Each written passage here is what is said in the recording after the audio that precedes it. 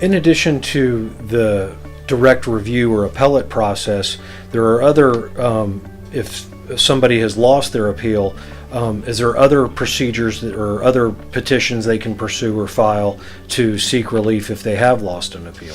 Absolutely. In both the state and federal system, we have the ability after conviction and appeal to file what we call post-conviction relief motions.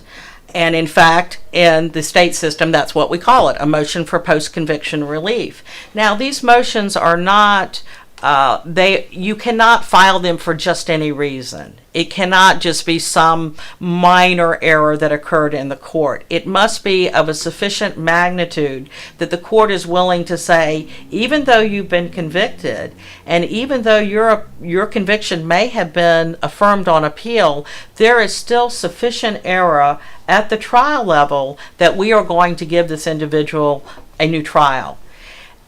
In addition to the state system, there is an ability to go into the federal system. And in the federal system, it's called a petition for habeas corpus. So even after you have filed a petition, a motion for post-conviction relief in the trial court, and it has been denied, you still have the ability to go to federal court and file what we call a petition for habeas corpus. At that point, however, the only thing you can raise is issues of constitutional magnitude. In other words, you can't just say, the officer committed some kind of minor mistake. It must be the officer violated my Sixth Amendment rights, my Fifth Amendment rights under the Constitution. One of the areas that we see in the federal habeas context is usually surrounds whether or not your trial and or appellate lawyer were competent. And many habeas petitions are filed seeking to have your conviction vacated on the grounds that your attorney was not competent.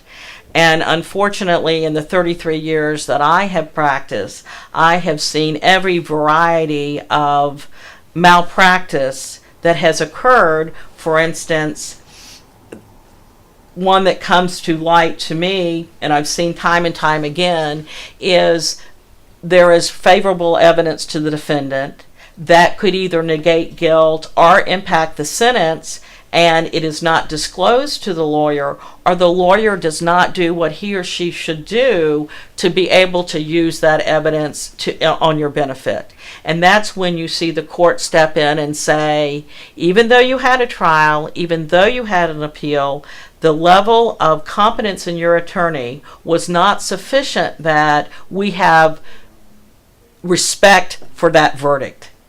Obviously, when you are talking about motions for post-conviction relief and petitions for habeas corpus, you are talking you are talking about what I call the big issues.